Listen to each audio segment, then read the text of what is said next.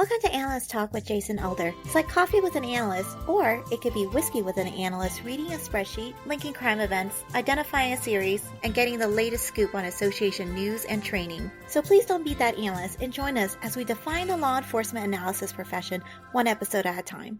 How we doing, analysts? Jason Elder here with another LEA podcast deep dive. Catching up with Dawn, the show that we got to talking about conflict resolution and just how to identify issues as law enforcement analysts and ways to resolve them. And so, how are we doing today, Dawn? I'm great, Jason. Thanks so much for having me on again today. Appreciate you. All right. And so today we decided that we're going to talk about how to deal with disagreements in the office. From time to time, you have different personalities and there can be disagreements. It's okay if sometimes you have different disagreements and you make up maybe hours or maybe a couple of days later, but there's scenarios here where you get different personalities and then it becomes a way bigger long-term issue. So we wanted to talk about ways of dealing with disagreements and really nipping them in the bud before they became major issues for law enforcement agencies. Yes. Yep. I love this topic, Jason, because this is really a topic of personal exploration, right? Like figuring out how we react in scenarios. So I'm glad we're talking about this today. I'm excited to do this. So let's rock and roll. All right. We're just going to box this in a little bit. We're saying like we have the disagreements between two analysts that work in the same office. We can certainly expand in future episodes, but for now, we just have this disagreement between two analysts. We want to make sure that it doesn't become a big deal and a larger issue. Yeah. So I would say, first of all, disagreements are an opportunity for us to grow, right? So it really...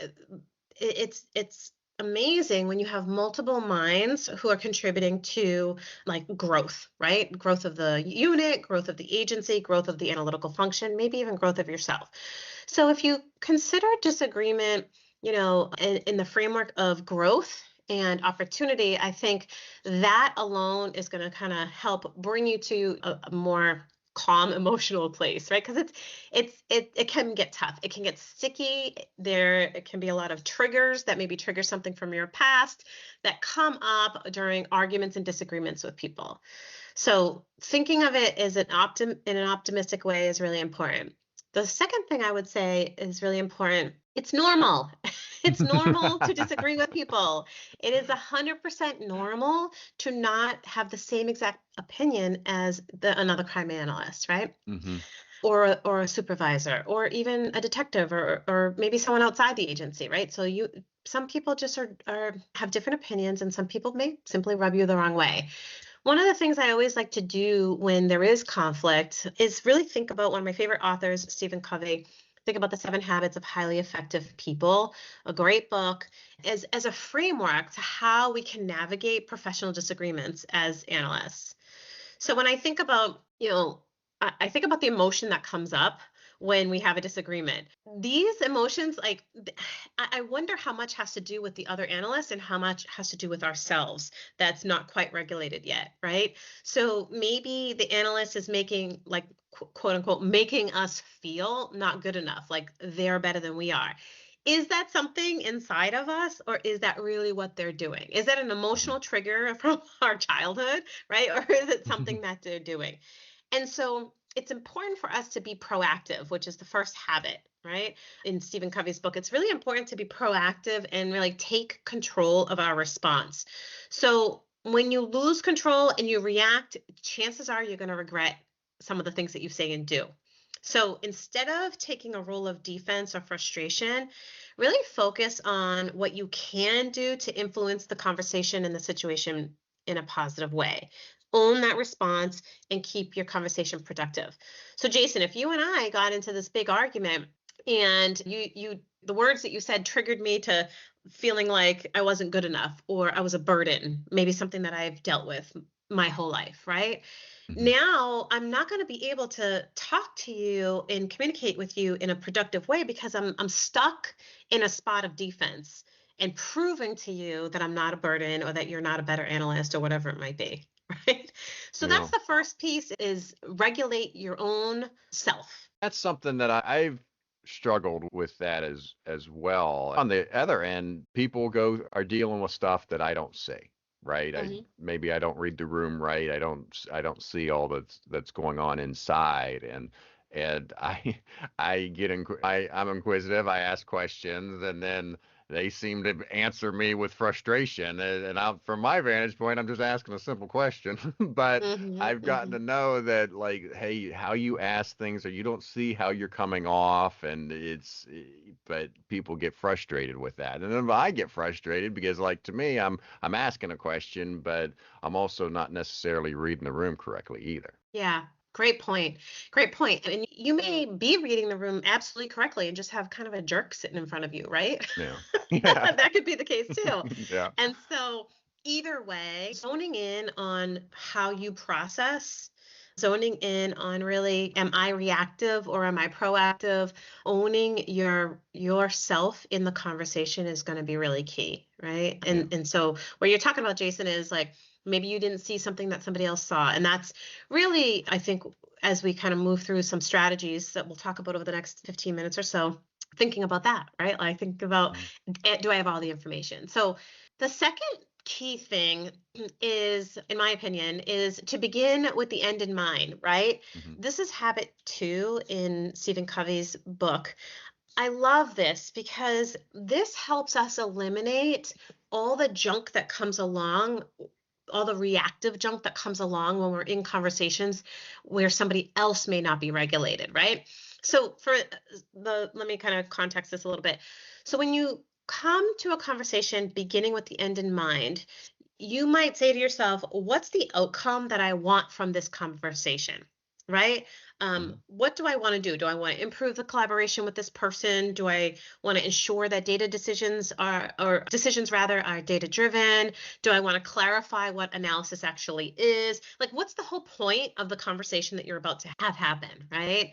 Mhm. So, by aligning with that bigger picture goal, you shift from opposition to teamwork, right? So instead of trying to prove your point, when they kind of say things that don't make a lot of sense, or they're kind of like, well, remember 6 months ago when you did this, your response doesn't go down the rabbit hole with them. Instead, you go back to aligning yourself with what you had decided was the end in mind, right? So you begin Mhm. that conversation with the end in mind, really focusing in on that goal and reframing the conversations accordingly. So for instance, let's say, you want to clarify your role in analysis. Let's say, like, it happened to me one Mhm. time, someone gave me a big, huge pile of like 250 papers. I think we talked about this before, Jason, at one point. And they said, Mhm. can you create a chart? And I'm like, oh, hold on. I think I'm going to have to clarify my role here, right? Yeah. And so that's beginning with the end in mind helps me do that. And maybe I'm immediately triggered and angry that, oh, they just think of me as a paper pusher, or I'm insignificant. Mhm. I'm not a trained subject matter expert, right? Like, they just think I'm just the person doing the paperwork. And that feeling could weigh down the conversation in a way that's not productive. So by saying, okay, the goal of this conversation is to clarify what my role is, then you come from that place, a different place, right? Mhm. And that's really key. And I love using that with my daughter, my 14-year-old daughter, my older daughter as well, and my relationships and my family. Uh, we talk about crazy things sometimes, and I'm like, Dawn, remember, you just want them to feel loved when you walk away from this conversation. So I don't give in to some of the little spouts of the little remarks that don't matter, right? Yeah, yeah. It's funny. It makes me think, and it might not be directly on point, but we were dealing with a data issue on a big project, dealing with data, and we went to the one guy, and we would say, "This is our plan," and he would end it with, "Yeah, you could do it that way," and so we would go and implement our plan, and then he would do something that contradict what we did.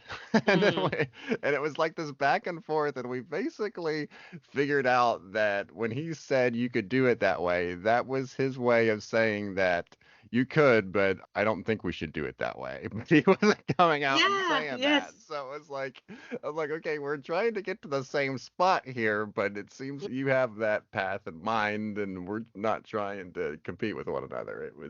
It took a while, but we eventually got there. Yeah, so there was really no synergy. There was no synchronizing efforts. It was not a complete conversation that happened quite yet, right? Yeah, Yeah. yeah. And this is what we see in our world, right? We see this sometimes there's a speaker for us who doesn't relay the right message to the upper command or whatever it might be.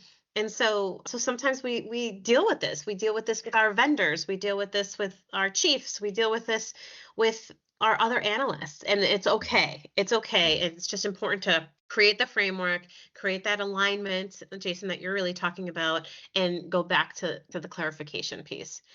One of the other habits, and I'm kind of going out of order here, but one of the other habits that Stephen Covey talks about is seeing mutual benefit. It's this concept of think win-win, right? Hmm. So instead of proving that I'm right in the conversation, aim for a mutual win, right? Understanding that other person's concerns, aim for that mutual win. I've been involved with situations where you kind of have this like one person who takes over, right? Yeah. And someone who maybe doesn't speak up as much, is a little bit more quiet, and they walk in and they don't often feel heard, right? And then you have this other person who comes in, and it's the way that it goes. They lead, and they're going to tell you how it is. And so Yeah. there's really no win-win that happens. It's like a command, even though you might be equal, you might both be analysts. You have one person who's a stronger voice than you are, so there's not a win-win going on. And so, what you can do as an analyst, as a leader, as in relationships, is you can think win win, right? Really, instead of proving that your way is the only way or that you were right and someone else was wrong, right? That this is black and this is white, right? Wrong. Instead of that focus, really aim for that mutual win, right? How am I going to understand this person and their concerns, right? And and create this environment where I also feel like I'm winning, right? So can we all walk away from the table feeling like we're winning? And I do this with my daughter, right? So I'll say to her, we'll create the vision. What do you want, things to look like today? What do you want our weekend to look like? And I know maybe she hasn't cleaned her room, right? And I want her to clean her room, and I want her to not have back talk and all the things. And so I'll ask her, what are some of the things this weekend that you want us that would make you happy? Like if they happened, right? Like what would make this weekend really nice for you? And she might say, oh, I want to go to the mall. I want to, spend your money, mom, like all the things, right? And so when I'm thinking about the win-win, for me, I want respect. I want her room to be clean. I want a couple things done ahead of time. So I might say to her, hey, Ella, yeah, we can. I see us going to the mall too. I know you've been wanting to go out and get some mousse and maybe a new shirt. I definitely see that happening.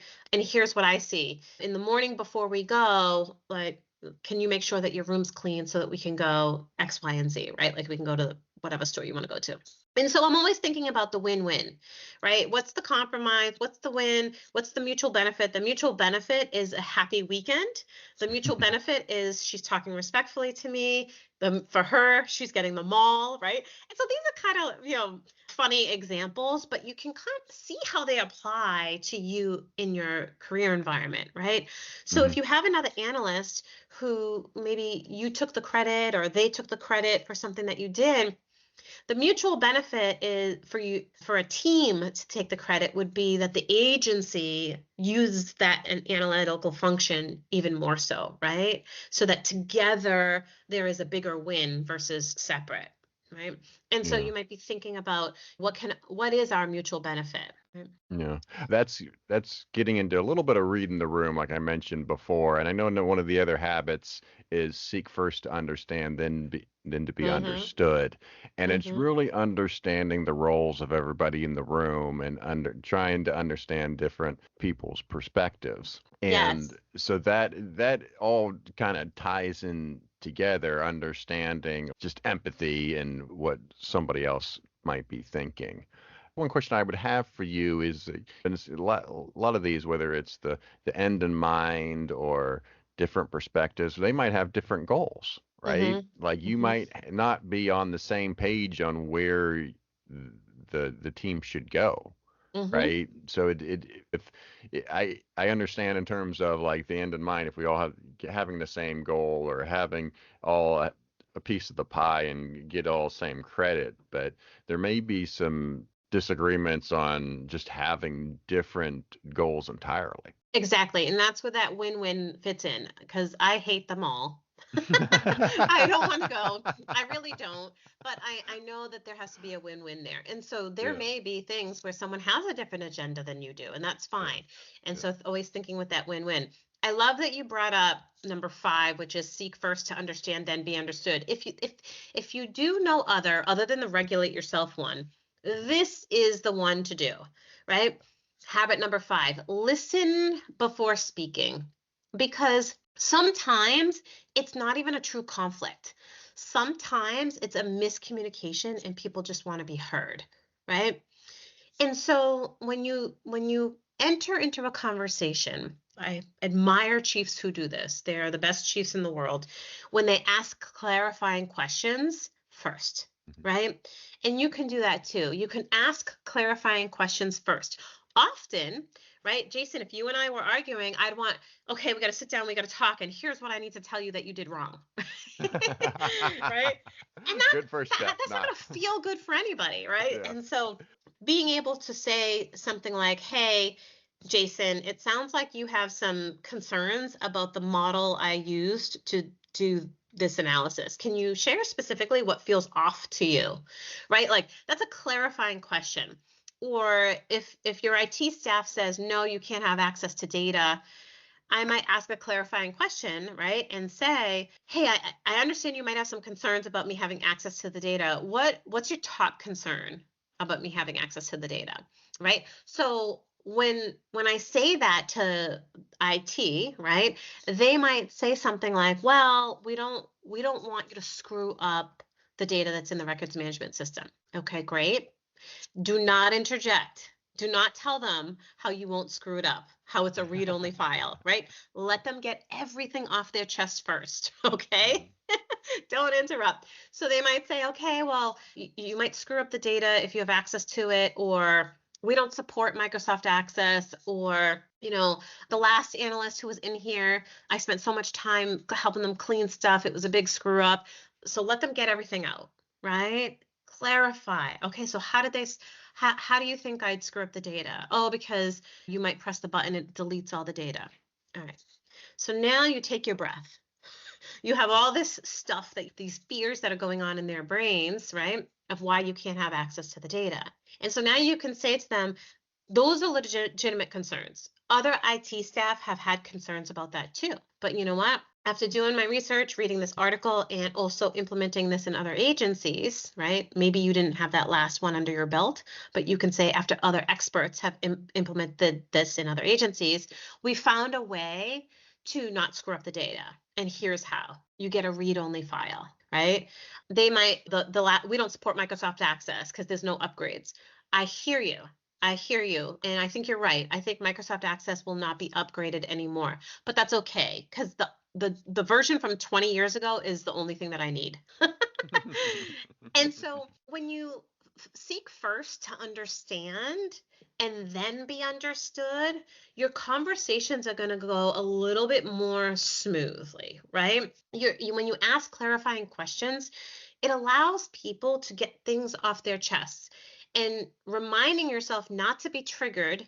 You're an information gatherer, right? Gather Mhm. the information that they're sharing with you because that's power, right? Like power for them, power for you. Sharing information is power. So if they're sharing that information of the things that bother them about what potential access to data could be, now you have the opportunity to have a discussion about their concerns and your concerns. Well, I'm concerned that I won't be able to do my job. efficiently because I don't have access to the data. So manual entry will take too long. Do you have any other suggestions? Right? So asking those clarifying questions can be really, really key to resolving challenges that may simply not be true conflict, but may simply be just miscommunications. Yeah, yeah. And I'm thinking back at some of my things that I did that, and I'm like, I added comment that I didn't need to add.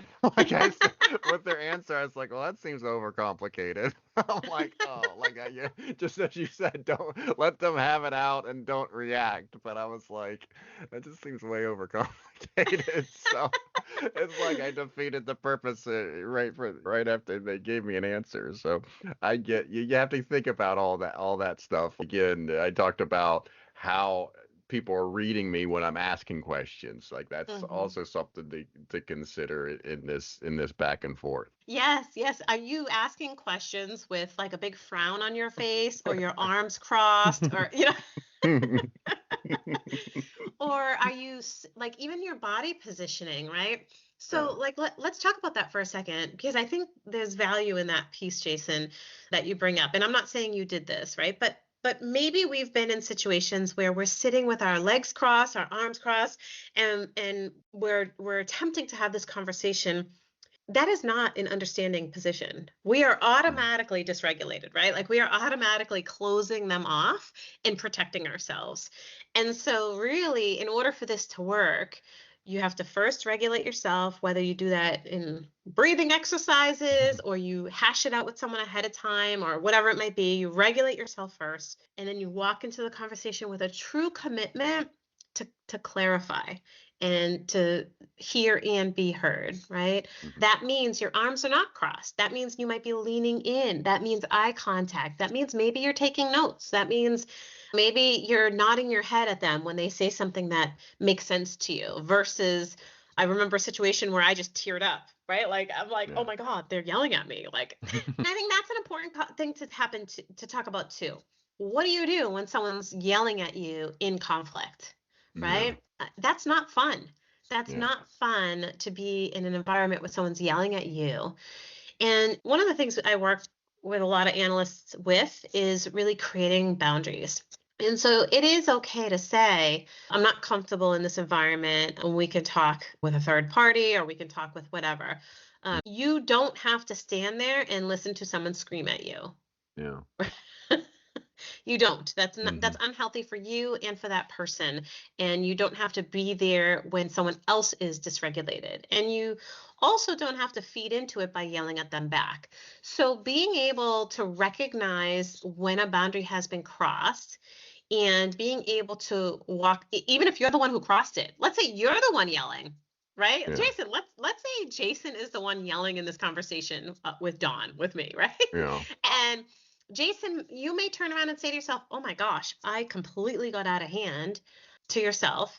You might Yeah. say to the other person, you know what? I'm actually going to have to pause this conversation. Can we talk tomorrow? It is important to me that we're both heard. Can we talk tomorrow about this? Right. Yeah. I So wish I setting those wish I did boundaries. that. Yep. I wish I did that. It's yeah, it's sometimes I talk about like the Incredible Hulk's out, and it's hard to turn back into Bruce Banner, right? Right, right, Uh, right. And that's why you don't text people as soon as you're triggered, you want to text someone back and be like, "Oh my God, you're not going to say that to me."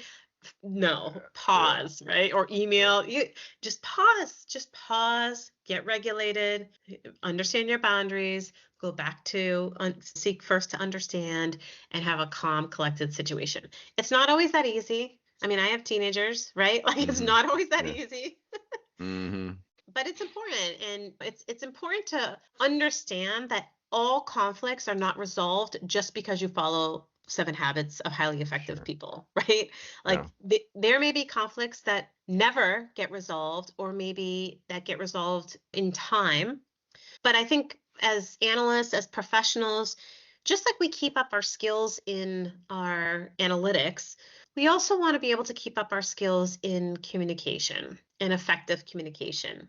Right. And so, really, I'm reading a book right now on, it's called Never Split the Difference, right? And so it's all Mm, about negotiating as if your life depended on it, right? How to yeah. negotiate, how to talk, how to be a leader, how to be influential without offending, right? I Yeah. think are all important skills for analysts to have. Yeah. Just curious on the 7 habits. There was two that we didn't cover. Put first things first, and then sharpen the saw. Mhm. Is there any just to kind of complete the loop there? Do you want to Sure. comment on those? Sure. Well, sharpening the saw was this last one. Continue to refine your skills, right? Like, Hmm. so refine your analytical skills and certainly refine your communication skills for sure. What was the other one? Put Put things first. first Okay. first things first. Yep. So prioritize what truly impacts the situation, right? Like what battles are worth fighting? Because Hmm. you may want to focus on these little issues, right?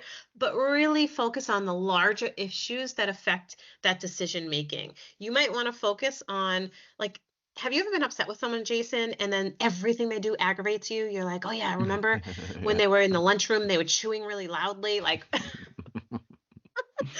all these things start bothering you. And so put first things first, prioritize, okay, what is the result that I want? What impact do I want here?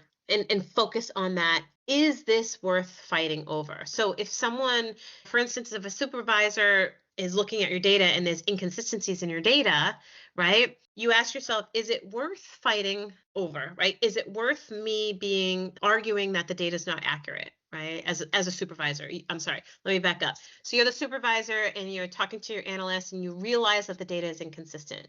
Is that something that you want to really push? Absolutely. You want to make sure that the data that you're using is correct so that it can affect and impact larger decision making, right? But if the analyst uses blue and you like green, who cares, right? Prioritize what matters versus really just kind of like picking on every little thing. Yeah. I really think that when it comes to disagreements, and maybe as we mentioned in the beginning of our talk, that we don't want it to get out of hand. We don't want it to become an issue. And I really do think that when you have a disagreement, you eventually, I think, to really truly get over whatever the disagreement is or the animosity, you just have to start having positive moments together. I Yep. remember there was people that I didn't get along with, some people that I just thought were really, really arrogant and even loudmouth type of people. And it wasn't really until there was a project or task that we worked on together where I truly saw his expertise. Mm, And that was a positive experience, and not that that forgave some of the right, stuff right. that he said before, but it was on the road back to where we could work together and had several other positive projects after that. Yeah, that's a great point. Being able to find somebody else's strengths as you work through projects and those collision opportunities to really build each other up, right? In a way Mhm. that you can agree that you're not the best friend of this person, but you can certainly see the benefit of having them and their expertise around. Yeah. That's a great example, Jason. Yeah, and I do think it sometimes is easier in scenarios where you have a disagreement with maybe somebody you got along with first, you just had a disagreement, and then you remember the good times. So you Right. can and you work but you work together, right? Maybe it's the Hmm. cubicle mate or the person beside you. Yeah. That because of that constant contact, you see them every day, it can be easier. Whereas if you're in a scenario where we're in more of a remote work environment Hmm. now, if you get in a fight with somebody and you can avoid that person, that's a recipe to where it can grow and get out of hand. Yeah, I 100% agree. Daniel Coyle talks about that a lot in his leadership book called The Culture Code, really finding those collision opportunities, getting people in the same room to work out their challenges through solving a problem. So I really like that, Jason. Excellent. All right, very good. Anything else on the topic before I let you go? I think we covered a lot of great stuff today. Thanks so much. Yeah, no, and for the listeners, we'll put in links for additional information. If you've listened today and you're thirsty for more type of thing, see the show notes because we'll have links for additional information. All right, Dawn, again, it's always great catching up with you. You have a great day and you be safe. All right. Thank you, Jason. You too. Thank you for making it to the end of another episode of Analyst Talk with Jason Elder. You can show your support by sharing this and other episodes found on our website at www.leapodcasts.com. If you have a topic you would like us to cover or have a suggestion for our next guest, please send us an email at leapodcasts@gmail.com. Till next time, analysts, keep talking.